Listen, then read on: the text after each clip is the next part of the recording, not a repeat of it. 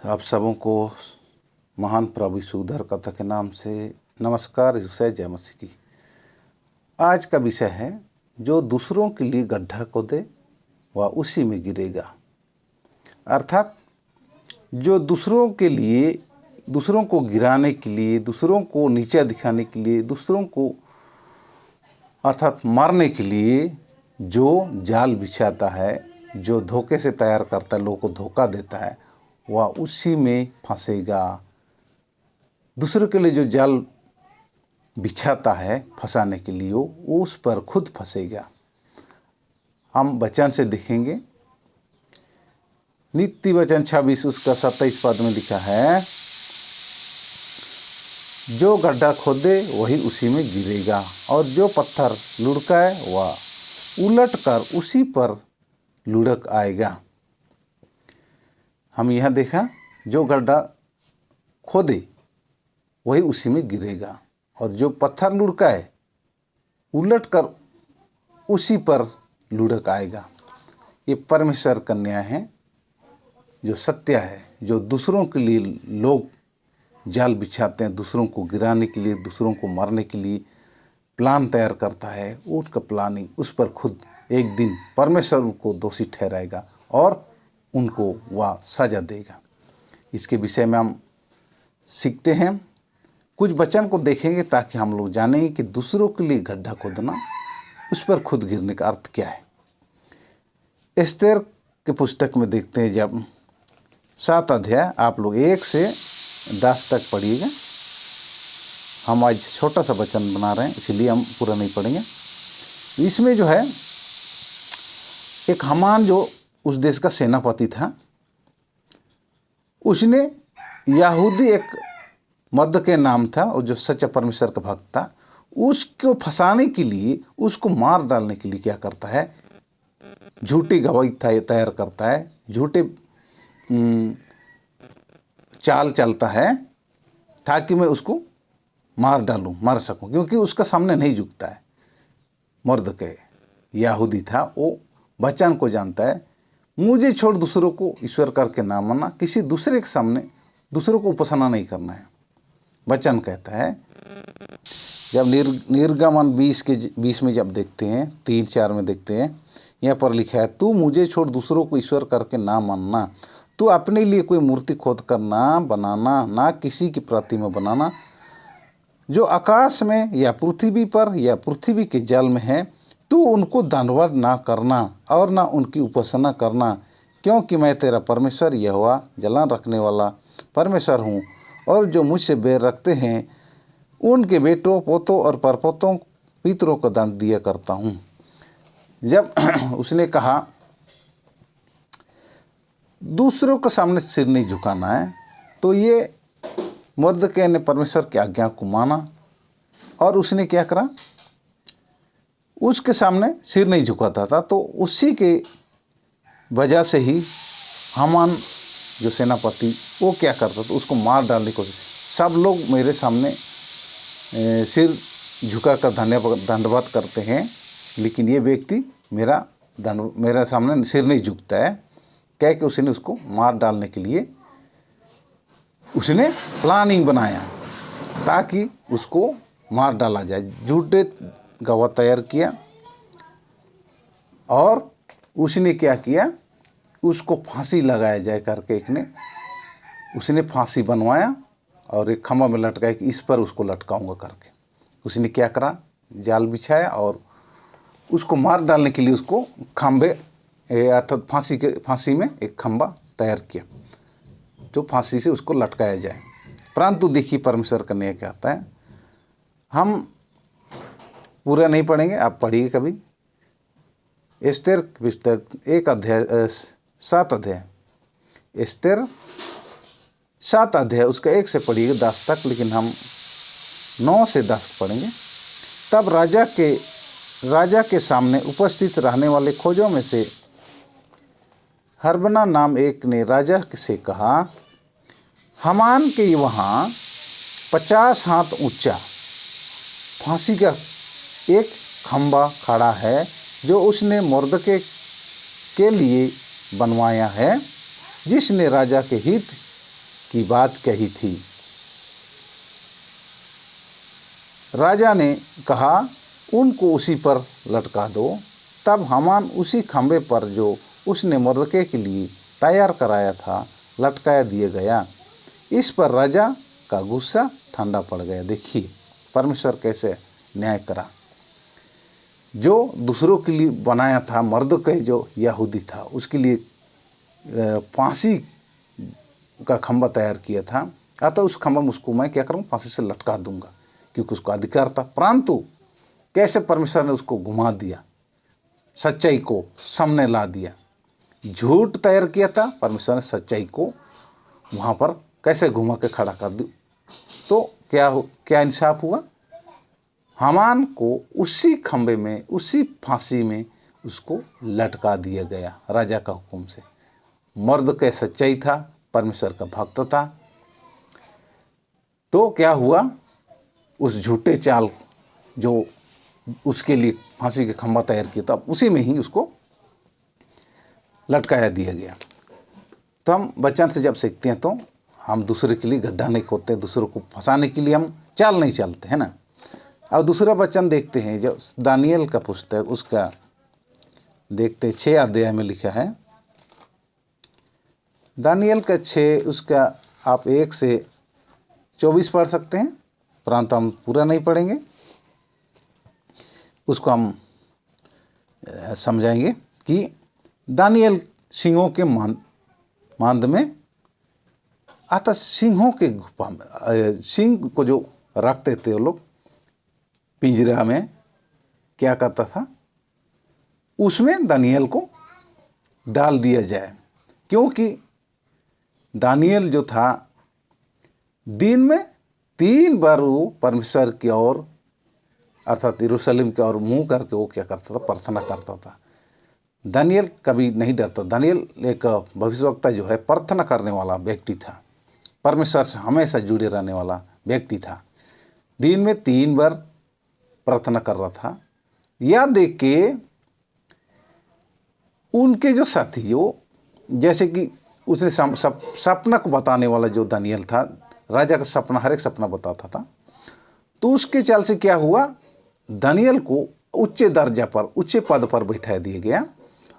तो पहले से जो उनके पास थे वो लोग को वो पद नहीं मिला जो दानियल को मिला, जो बड़े ऊंचे पद मिला। तो ये लोग जो जलन के कारण दानियल को मार डालने की कोशिश किया जा रहा है। दानियल परमेश्वर का भक्त है, परमेश्वर का राजा है, परमेश्वर का व्यक्ति है, हमेशा परमेश्वर से जुड़े रहने वाला है। यदि प्रियो आप लोग परमेश्वर से जुड़े रहेंगे, सच्चा प्रभु यीशु के मसीह के वचन से जुड़े रहेंगे, तो आप लोग को भी परमेश्वर बचाएगा। हर एक जो दुश्मन आपके लिए जाल बिछाता है, शैतान जो आपके लिए जाल बिछाता है, उसमें खुद फंसेगा। ये क्या कर रहा है, शैतान ही तो है जो परमेश्वर के लोगों का क्या करता है, विरोध करता है। वो लोगों में घुसता है और उनको विरोध में घुसता है, और विरोध उसको कहता है कि उसको मार डालो, चाल चलाओ, उसके लिए फांसी तैयार करो, उसके लिए ये करो। क्या करता है, गड्ढा खोदो। परंतु क्या करता है, अंत में परमेश्वर जब उसका अपने बच्चों को कष्ट में देखता है, दुख में देखता है, तो वहाँ खड़ा हो जाता है और उसका चाल, जो शैतान का चाल है, उसी पर चला जाता है।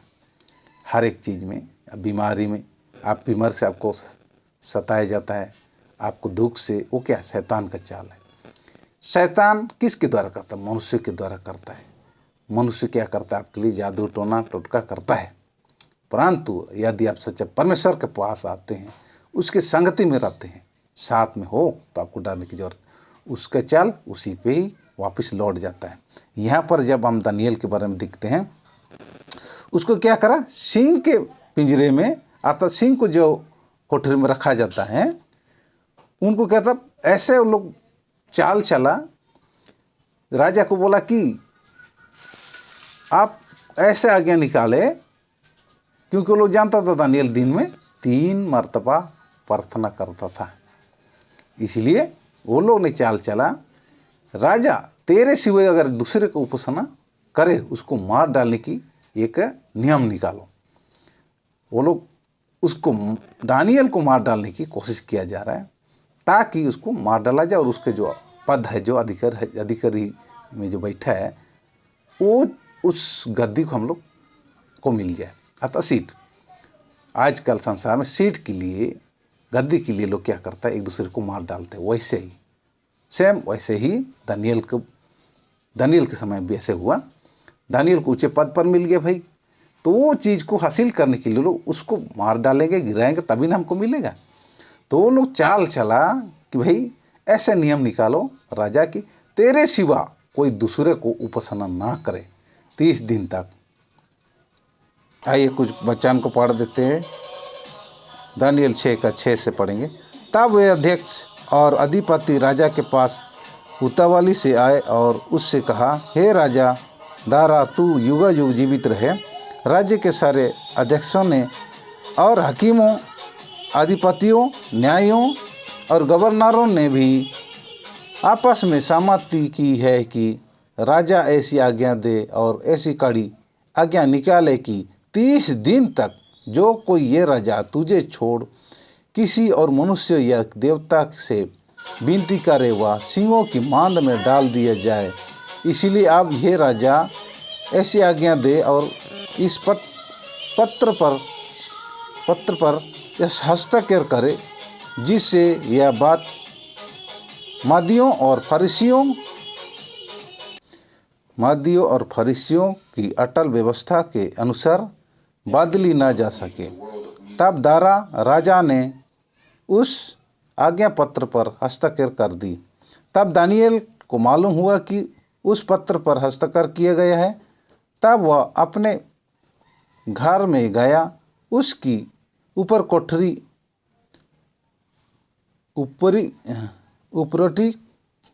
कोठरी की खिड़कियां यरूशलेम की ओर खुली रहती थी और अपनी रीति के अनुसार जैसा वह दिन में 3 बार अपने परमेश्वर के सामने घुटने टेक कर प्रार्थना और धन्यवाद करता था, वैसे ही तब भी करता रहा। तब पुरुषों ने उतावले से आकर दानियल के अपने परमेश्वर के सामने विनती करते और गिड़गिड़ाते हुए पाया। तब वो लोग ने क्या किया, राजा के पास ये बातें उनको बता दिए कि देख राजा, ऐसे ऐसे आपने आज्ञा दिया है, लेकिन उसने नहीं माना, इसीलिए क्या करा, अब उसको आज्ञा दे। हम 16 पद में देखते हैं। तब राजा ने आज्ञा दी और दानियल लाकर सिंहों की मांद में डाल दिया गया। उस समय राजा ने दानियल से कहा, तेरा परमेश्वर जिसकी तू नित्य उपासना करता है वही तुझे बचाएगा। तब एक पत्थर लाकर उस गड्ढे के मुंह पर रखा गया और राजा ने उस पर अपनी अंगूठी से व अपने प्रधानों को अंगूठियों से मोहर लगा दी कि दानियल के विषय में कुछ बदला ना पाए। तब राजा अपने महल में चला गया। परंतु क्या करता है, हम जब 22 में पढ़ते हैं, मेरे परमेश्वर ने अपना दूत भेज कर सिंहों के मुंह को ऐसे बंद कर रखा कि उन्होंने मेरी कुछ भी हानि नहीं की। परमेश्वर ने दानियल को बचाने के लिए अपने दूतों को भेजा, शेरों के मांद में भेजा ताकि उसको खा जाए, परंतु नहीं खाया वो लोग। क्या परमेश्वर ने उनकी मुंह को बंद कर दिया दूतों को भेजकर, और दानियल को नहीं खाया। तब क्या हुआ, आप पूरा पढ़िएगा, हम कुछ को पढ़ रहे हैं ताकि हम लोग समझें। 24 पढ़ेंगे। तब राजा ने आज्ञा दी कि जिस पुरुषों ने दानियल की चुगली खाई थी वे अपने अपने बाल बच्चों और स्त्रियों समेत लाकर सिंहों के गड्ढे में डाल दिया जाए, और वे गड्ढे की पैंदी तक भी न पहुँचे कि सिंहों ने उन पर झपट कर हड्डियों समेत उनको चबा डाला। हालेलुया। परमेश्वर का न्याय सच्चा है। दानियल को जब शेरों के मांद में फेंका गया था, वो उसको नहीं खाया वो लोग, परंतु झूठे लोगों को क्या करा, जो परमेश्वर सच्चा भक्त था उसको कुछ हानि नहीं हुआ, परंतु झूठे गवाही देने वाला, झूठे जाल तैयार करने वाला, जो उसको मार डालने की कोशिश किया, उनको क्या करा, अब उनको जब डाल दिया गया तो वो दरवाजे तक नहीं पहुँचे, वो लोग लपक के उसको क्या करता, उनको चबा कर खा डाला, हड्डियों समेत। बोल रहे हैं ना, परमेश्वर सच्चा है, सच्चा न्याय करता है। आप लोग इसीलिए दूसरों के लिए गड्ढा ना खोदे, आप लोग सच्चाई पर खड़े रहिएगा। यदि आप परमेश्वर, इसीलिए प्यारो, हम मसीह लोग हैं, क्रिश्चियन लोग हैं, हमको दूसरों से लड़ने की ज़रूरत नहीं है। जो गड्ढा हमारे लिए खोदेगा वो खुद उसी में गिरेगा।